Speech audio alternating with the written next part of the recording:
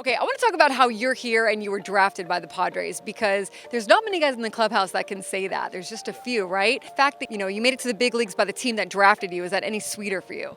Yeah, for sure. And it helps with like a comfort standpoint too. I know a lot of the guys in the front office, coaching staff. It's just easy for me to like kind of transition into the big leagues, having like made relationships with people over the past 6-7 years.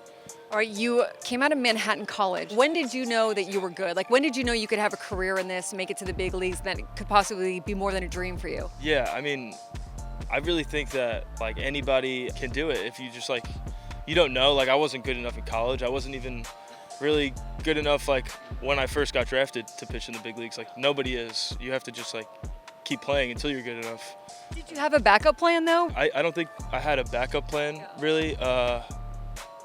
I just really I knew I wanted to play, and I knew I was going to play until I couldn't get a job anywhere, pretty much. Tottenville, Staten Island. Do I have that right? Okay. Are you like a New Yorker? Like, are you like, that is my identity? You know how a lot of people, yes. Yeah, okay. yeah. Did you grow up a Yankees fan or a Mets fan? A Mets fan. I actually was born in the Bronx, like super close to Yankee Stadium. My dad lived in the Bronx for like 40 years until we moved to Staten Island, and he was a Mets fan for some reason. I'm not sure why, but. You're a Mets fan. Would you ride like the Staten Island ferry into Manhattan a lot? Like, was that a thing? That's the thing. That's how I get there. I love that. What is something that you have to do when you go back? Like, besides seeing friends and family, like what's a New York kind of thing? The food is like no place else. It's kind of tough because I grew up there. I was so used to such good food, and then you start moving around to all these different cities, minor league cities, and I'm like, the food's no good. How important, how influential were your parents and your sister and you kind of getting to this point? Yeah, a lot of people have not such a great support system from their family, especially when they're doing something like so difficult, so far away from home. But they're like unbelievable. Even my sister, she's been coming to games since I was like 12. She's always a big baseball fan. My dad obviously loves baseball. He's super happy for me. My mom's great. She can't watch. She gets a little too nervous. So she doesn't like to watch. I get that. She just like kind of follows on her phone and doesn't look, and then I don't know what she does. Maybe prays a little bit, but she doesn't like to watch. Wait, so she won't actually even watch like the inning you're in? Like out of her peak? She might peek a little bit. I don't know what she does. That's because she's like so nervous for you. That is so cute. Yeah. Okay, so if she comes to the game, she'll kind of be like, I think she goes to the bathroom when I get in. That is awesome. You've had such a good start here in the big leagues. I don't know that surprise is the right word, but what do you attribute that to? I kind of knew that I wanted to see like if my stuff played in the big leagues. Like that was my goal. Like I just love to compete. I wanted to see if I can compete here, and the only way you do that is like attacking people and like rolling it out there and seeing what happens. Yeah. So I was just honestly like I just wanted to see if I was good enough, and I just like knew I was gonna pitch the same way I always pitch, and whatever happened. But more so just getting guys out however you can, right? Less strikeouts is kind of what you were telling me the other day? Yeah, it was like in the minor leagues I was always trying to strike people out because I know like that's what people look at to like move you up and see if your stuff is good, and so that was like a main focus of mine. And then I kind of realized in spring training, in big league spring training, that like fishing for strikeouts wasn't going to do it. So I mean strikeouts are going to come, like they come, but I just got to make sure I'm filling up the zone first, not trying to like nibble or anything. Yeah.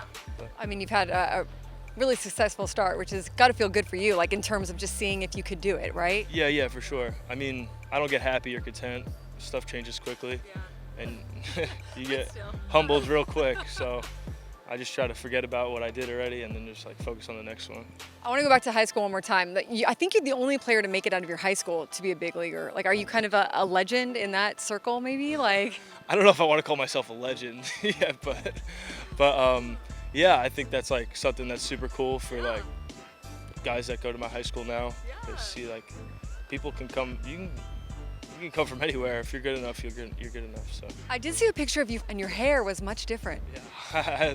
Long hair, my friends. Long hair, yeah. Tell me about that, and how come you decided to take it off? You know? It was actually in college when I started growing my hair out. I went to school, and I just like really didn't ever feel like going to a barber, paying $20 to get a haircut, so I just didn't. So you just like let it go, like you had to live the college life. Right, yeah, kind of, yeah. And then when I got drafted, I cut it. I needed to look professional, you know. You want to at least give the appearance. Yes. Yes, okay, good. Drafted in 2017. Then in 2019, you have Tommy John. So what was that period like for you? It was tough. It was like I had my first full season in 2018. I was healthy all year. I put together like all my starts. I posted every start. I was a starter back then. Yeah.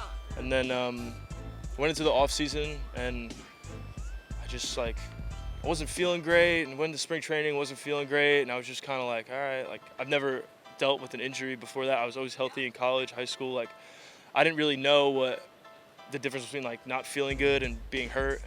So I just like didn't really know what to do. I just kind of kept throwing, and I think in around May of 2019 in Lake Elsinore, it was just like kind of got to shut it down, got an MRI and stuff, tried to rehab it, didn't really work out. So I ended up getting surgery in September at the end of the season in 2019. You go through that, and then in 2020 is a COVID year. Like that can be hard also to go through an injury because you're obviously like you're separated from the team a lot, and you're just you don't necessarily feel like you know what are you going to be like when you come back, all that stuff. What was it like for you emotionally? I mean, to kind of go through that, and how did it change things for you? Yeah. So I was probably like 5 months post-op when spring training in 2020 started. Yeah. And then everybody came for spring training, and I was just kind of in the rehab group in spring training. You're kind of like the land of lost toys, and you just kind of got to get your work in when everybody else is like not around. And then there was like a big meeting, and they were like, we're sending everybody home unless you have like a medical exemption and you're allowed to stay here. So that was like me and a couple other guys who had surgery. So we were just, it was probably like me, 5 other guys, a couple trainers, in and out of the field at like different times every day. Really just like completely isolated, own apartments. We would go to the field at like different times. So it was like, it was fine, but super isolating, and you're hurt, and like you don't know if you're gonna ever be healthy again. You see guys come back from Tommy John all the time, obviously, but you also see a bunch of guys who like really never come back, like the same. So it's just like kind of like the unknown. And it was like, and I'm from, like you said, from New York, and it was like super bad in New York City. Like I knew people dying, sick. Everybody in New York was like super like isolated and stuff. So it was just like a weird time. My family couldn't get out here. I couldn't go home. So it was a weird time, but we got through it. You told me a little bit about how you kind of let go of the dream. Was it around that time, or tell me about that and kind of like how, you know, it wasn't that you didn't want to play. It was just that you were like, okay, if I don't make it ever, that's it. That's okay. It wasn't like I let go of anything, but I was so tied up in it. I was like, I need to pitch in the big leagues. I need to. And then it was just kind of at a point where it was like, if I don't, like I don't, but I'm still gonna put in the work. Yes. And like I'm still gonna do everything I can to get there. But like, if I don't, like I know I tried. Like that's really all that mattered. Yeah. And like once I realized that, and like I wasn't like so tied up in like the results, everything like came so much easier for me. Yeah, because like in a weird way, like letting go helps you get here now. Yeah, for sure. Yeah. So was it hard to make the transition as a starter to a reliever, and were you okay with that at the time? I think I was meant to be a reliever. It was like so easy for me. I'm so much better at it. Like not waiting 5 days between. Like, I wasn't good at that. It's easy for me to like flush bad outings, flush good outings. I don't get. When you're a starter, you have a good outing. You're like, happy for a week, and like you're like, oh, I'm the best. And then you don't do well, and you're the worst for a week. And it was just like, I was way too up and down. And now I like the opportunity. Like if I have a bad one, I'll be in there the next day. Okay, the COVID year. What jobs did you take up? Because I know like Steven Wilson, right? He became an Uber driver. What did you have? I did DoorDash for a little bit. I didn't like it though. I tried. I did it for like a couple weeks. I liked it because I could do it whenever I wanted. I was just trying to like, I wasn't super desperate for money. The Padres like help us out with housing, and I was getting fed, and I had a place to live. So like, I really didn't need anything, but I was just so bored. I was trying to do anything. So. How did you do? I mean, you don't think you were that good?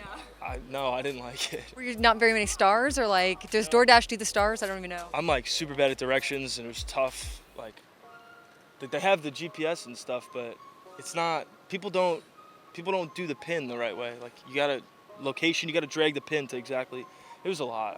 People don't put their correct information in there. The pin, yeah. I make sure that I zoom in, I drag the Uber to right I'm going to be standing. This is a lesson to everybody listening. Put the pin in the right spot. You're texting, I'm here, and they're not coming outside, so wait outside, be ready. I'm glad that didn't work out for you because you seem good here, you know? You changed your arm spot. How did that change things for you in terms of what kind of pitcher you became? So it was more of like a transition I made like in the middle of spring training last year, 2022. 22, that's right. Yeah, Okay. in the middle of like 2022, I was like dealing with some shoulder discomfort, and like I just didn't feel great. And our pitching director just was like, "Does it hurt if you're down?" I'm like, "No, that feels pretty good." He was like, "You should just throw from there." All right, and then it was really like super easy for me. I think I'm way more athletic and natural from down there. I think I was, before that when I was over the top, I was like artificially doing things, and now I feel more athletic. So like most people would think like, oh, you were used to throwing over the top and then you switched up, but I think I was throwing over the top because I switched before, and I just started chasing like the IVB and what everybody was talking about in college, and I didn't know much about the analytics and stuff, so I was chasing that, and I was getting it over the top, so I started throwing over the top. And then as like the analytics get more advanced, you kind of see that there's a lot of other things that come into play. Yeah. And I'm not really great at that, but I had a lot of people I trusted telling me like what was going to play and what was not going to play, and I think that they realized that me dropping down was going to play much better, and those guys like saved my career, I think, because I wouldn't have changed. I didn't know any better. So it was great that the Padres have guys like that are smart and know what they're talking about. You know what, though? A lot of guys would be hesitant to change. I mean, kudos to you for having an open mind and being like, okay, let's actually, like, not resistantly, but actually, you know, encourage, you know, to do it. Guys would laugh at that. I was resistant. But eventually you came around. I mean, I think it is hard. But that's where, like, the personal relationships come into play. Like, the two of the main guys who are helping me make this transition, like, I know that they have my best interest in mind. You were part of an incident, all right, with a former Padre, a case of a mistaken identity of a house. He was trying to get in the house, and obviously it was the wrong house. You guys got arrested. I mean, you weren't charged once the details were sorted out, so there was nothing, you know, that went on your record or anything like that. But what do you remember about that time and like thinking about how it might affect your career and your life? I mean, it wasn't if it might affect it or it might not. Like, I knew it was going to affect it in like some capacity. I didn't know how the Padres like front office was going to view it.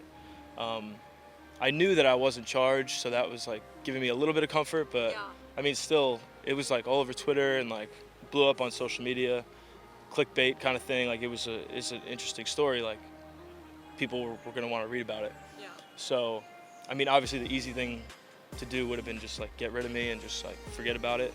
Because you were Tommy Johnning then too, weren't you? Like. Yeah, I was rehabbing at the time. I wasn't playing. I really didn't.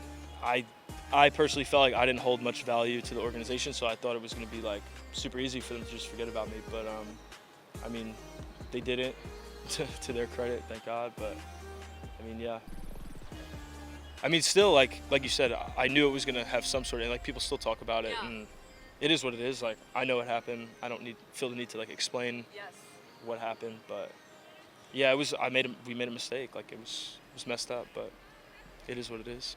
You make it out of that though, and to your point, like the Padres also protected you from the Rule 5 draft, I believe, and so like they really see something in you that, you know, I think you were kind of surprised at yourself. It sounds like. Yeah. I mean, like I look around the guys I've come up with, played with in the minor leagues, and like everybody is like so good, I think. So like it's so hard, like the difference is like so little, and there's just got to be something that the right people see. Did you live in San Diego during the playoffs last year? Did I read that right? I didn't really live here, but I was staying here with a friend. He had an apartment out here, and I was waiting to move into my place in Arizona. Nice. So instead of going all the way home to New York, I just kind of drove out here, and I was here for the playoffs, and they were playing in the playoffs. So you watched it? Yeah, I wasn't in the stadium, but I was like downtown. It was electric, like. So I was like, yeah, I got to play here. What was your first plane ride like? Like your first hotel stay in the big leagues, the food, the plane rides? Like what perks have you enjoyed? The plane's definitely cool. The hotels are cool. People like carry I thought I lost my bags the first time I was in the hotel. I was like, damn it. Like I was so tired. I haven't slept, and I was like, I lost my bags. Like I left them in the Uber or something when I was coming from the airport, and somebody took them in my room. I was like, the perks of a big leaguer, my friend. Yeah, I was completely panicking that I lost my stuff. The little stuff that I did have with me that I was able to bring from El Paso, I lost like the tiny bag I had, and then it was just in my room. Waiting for you. Did you like room service it up or anything? Like, did you do anything fancy for yourself? No, I didn't do any of that. I still walk to go eat. Okay. For now. Any hobbies? I feel like you're a guy that might have some interesting hobbies. Yeah, when I was younger, I used to like fish a lot. I like to like clam, fish. Nice. I did some water sports when I was younger in New Jersey. I don't anymore, unfortunately. Injury prone sport. Make sure you're good to go during the season, yes. Yeah. What else? I'm pretty good at foosball. I love playing foosball. Yeah. Very good. Yep. So anytime there's like a bar, like arcade bar around foosball, I'm trying to get there on the road or whatever. Will you try to like kind of swindle people a little bit? Like, I'm not good at this, and then you go in I've there. hustled a few people. Yep. What about ping pong? They have that in there, you know? I'm okay, but some guys in there are too good for me, so I just stay away. Yeah. Stick to your foosball. Yeah. I'm not gonna embarrass myself. Tom, I really appreciate it. You're doing an excellent job up here. It's been fun getting to know you. Thank you for taking the time. Thanks, Annie. Appreciate it.